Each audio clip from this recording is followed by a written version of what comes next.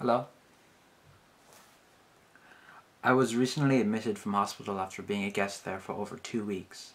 I had been admitted because I had been suffering in silence at home for roughly a week in constant irritable pain of the lower leg near the region of the ankle. I was having great difficulty getting any sleep and had next to no appetite or energy for that matter. I was reduced to staying in bed for the majority of the day, with little to keep my mind off the pain. I had visited the accident emergency outlet of the hospital on the Monday, after getting injured playing football the Friday before. However, after I had explained my case to the nurses, they sent me home believing it to be ligament damage and advised me to take some mild anti-inflammatory painkillers. It didn't take long for me to realize they were not having the desired effect, and I was growing more and more frustrated with my condition. After staying in my room the next few days, waiting for the pain to subside, I realized it was just getting progressively worse. My skin near the injury had been getting very red, swollen, and hot to touch. Ice packs had little effect, and in fact often just made the discomfort more noticeable. I sought help at my local general practitioner on the Thursday, and he gave me an injection for pain relief and prescribed me some slightly stronger painkillers. He advised me to return to the hospital had the pain still been unbearable the next day, and it had, so I returned. I arrived at A&E again on Saturday, and sometime after I was called into the nurse's office. She took one look at it and diagnosed it as cellulitis. I thought that her diagnosis had been somewhat premature, but I later realized she was absolutely correct after having conversed with the doctor.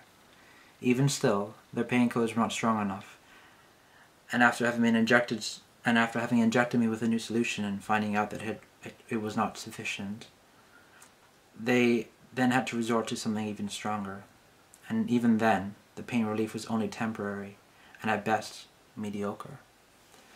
They brought me into another room, where I met a young surgeon who confirmed it as cellulitis. I was then informed I would not be going home, at least for the time being. I was put on intravenous antibiotics.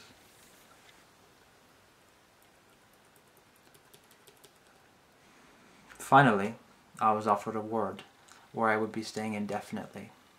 So I thought it was best to get familiar with my surroundings, as I would likely be isolated to this immediate area for an uncomfortable amount of time. It took quite a while to grow accustomed to my new home. I was put on 2 different types of intravenous antibiotics, hooked to a drip for the next 2 weeks. Initially, I found the first few days quite difficult, but I knew I had nowhere else to go and could not leave, so before long, I accepted my fate. The hospital food was mediocre. Some of the meals were actually quite nice. Others were barely edible. I was growing quite irritated because I was continuously being served tea, and no matter how many times I told them I disliked tea, they kept serving me it. The surgeons discovered an abscess on my ankle, so they cut it out.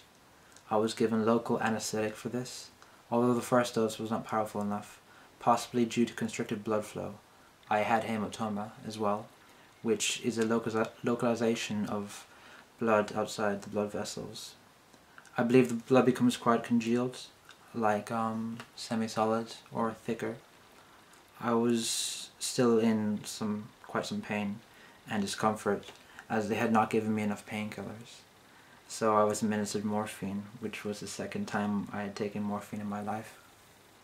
I wasn't given enough painkillers during the procedure, and it was not a nice feeling.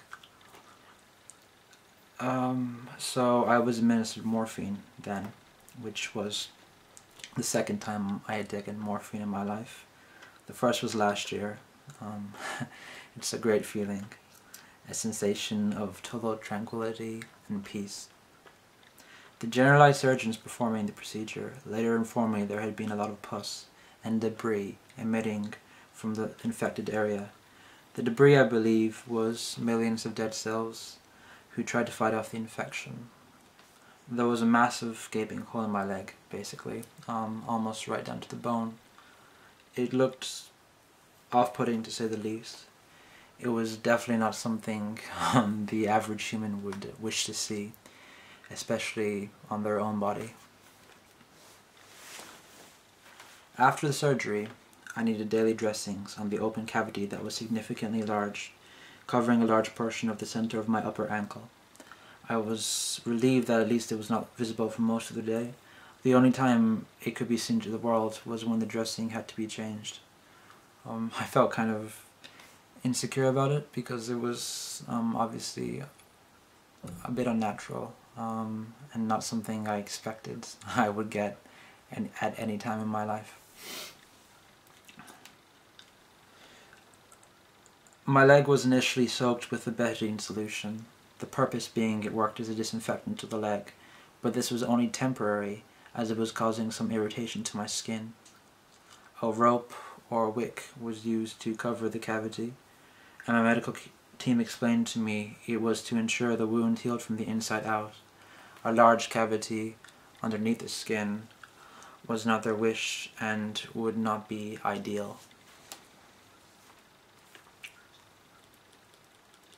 I of course was aware I was not an exclusive VIP in the ward I was in, although I was probably, or almost definitely, the youngest person, I'd say by about 45 years, barring maybe one exception. The surgeons came to examine me every day or so, and sometimes the consultant whom I was under the care of was accompany them. I could tell these people knew what they were doing, but unfortunately they did not specialize in my condition, because they were general surgeons and I would preferably be put under the care of an orthopedic surgical team, as they specialize in conditions similar to mine. Unfortunately, in the hospital I was in, there are only 2 surgical teams, and they're both teams consisted of comprised of general surgeons, and they don't really specialize in illnesses of the bone. They would leave that to orthopedics because that's what they're qualified for.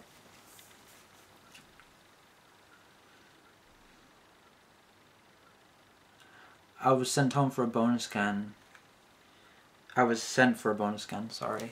a different hospital, a larger one, closer to the nearest city. It's kind of more technologically sophisticated to the hospital I was in. It has a bone scanning machine. I'm not sure if it was actually called that, but it's different from an X-ray, quite a lot different, but they would, the same people would be operating on both of those, the X-ray and the bone scan. People who are qualified to do an X-ray are also usually qualified to do a bone scan. So they would kind of interchange between the two. I was driven there and back by an ambulance, and I asked them many questions as I found their line of work interesting, but definitely not something I would want to do myself. After drinking a radioactive fluid after I had arrived at the hospital, I then had to wait roughly 2.5 hours for them to complete their scans.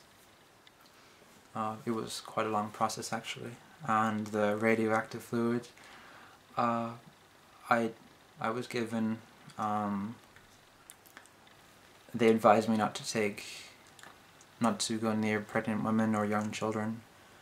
I think just to be safe, just to ensure that I might not cause any unwanted effects on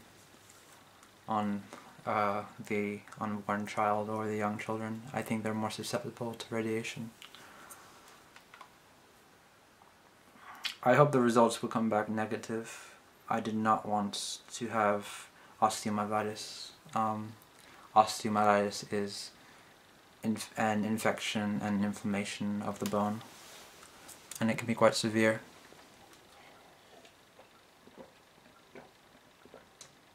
Oh, water is so nice.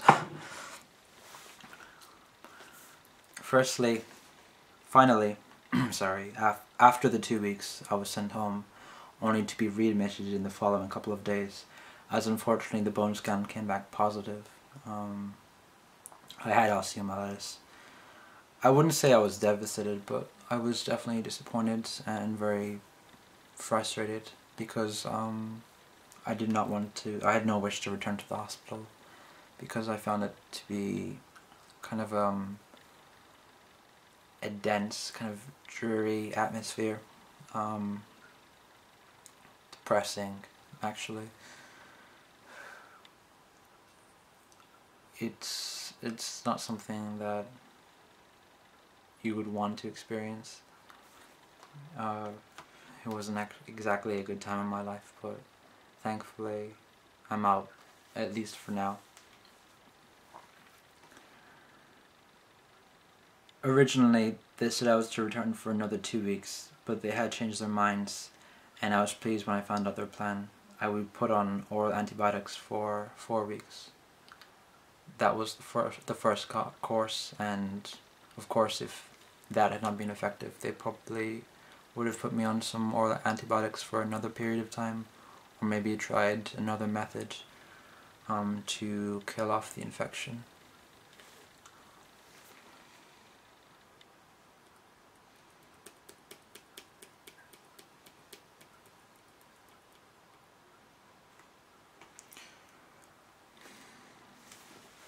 Throughout this ordeal, I tried to remain emotionally detached, but the reality of my situation was starting to seep into my thoughts.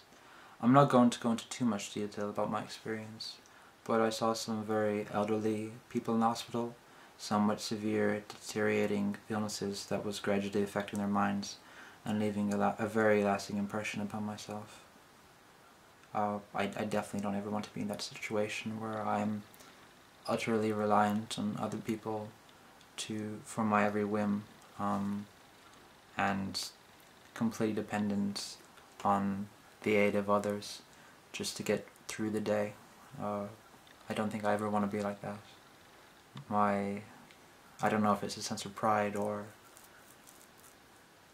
the dreaded feeling of helplessness that would put me off from ever being like that. I don't know. I hope I'm never.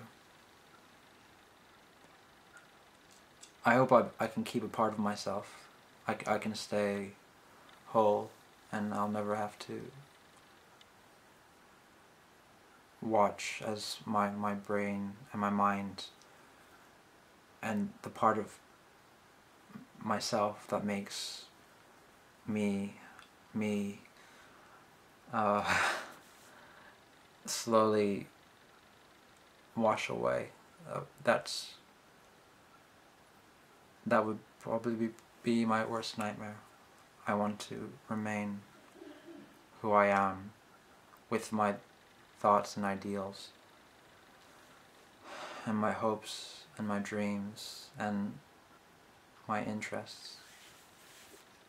I want to stay complete for as long as possible. It was honestly an extremely unpleasant experience, but I did feel grateful that I was not in their situation, and I also felt a great deal of sympathy for them. There was some amount of people that passed away in my time there. After watching their grieving families mourning their lost loved ones, that was something I will never ever forget. Cellulitis can have lasting or fatal results. My hematoma had been treated, and I felt a physical and mental improvement after these two completely separate but also linked illnesses had been combated. I was worried about the infection reoccurring and the results of the bone scan, and the results of the bone scan had inflicted some feelings of despair, but for the first time in what seemed like literally forever, I was feeling quite confident. I know it wasn't over yet, but I was feeling optimistic for the future, and I know I will have some people I can rely on for emotional support, which makes me lucky. Some people only really have themselves. to rely on for anything, and they don't have anyone else to talk to or help them with whatever problems they might have, and they have to deal with it themselves. And I don't think I could live like that. I don't think I would have that sort of strength and willpower to go on every day on a continuous basis, living that sort of lifestyle. I'm quite privileged to have people in my life that care about me, even though it's not everyone that I've met. It still is enough.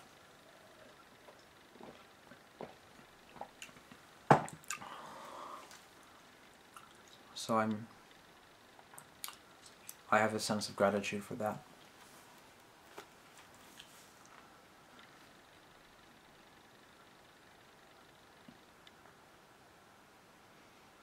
In conclusion, I would like to voice my appreciation for everyone that helped me and showed concern for me throughout this torrid ordeal. Sorry, I fail at English sometimes. I met some people that I quite liked, some of which I befriended, and some of whom aren't here anymore. There was a couple of people, one in particular, person that I met that I quite liked, and it wasn't nice watching his deteriorating condition, and his illness was very aggressive on his body, and he was on very strong painkillers, so he reduced the feelings of pain, but he wasn't very perceptive or aware of his surroundings, and I think he was hallucinating to some degree, and the medication he was on was also having some unwanted side effects, and unfortunately I had to witness some of those side effects, such as nosebleeds, and I could tell it was affecting him, but he's not suffering now, and that's a good thing.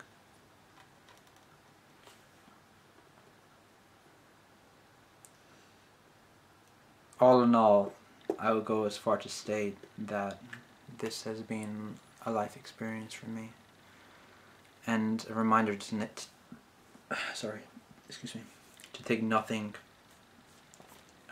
take nothing for granted, and to appreciate what I have, while also maintaining a sense of empathy for people less fortunate than me.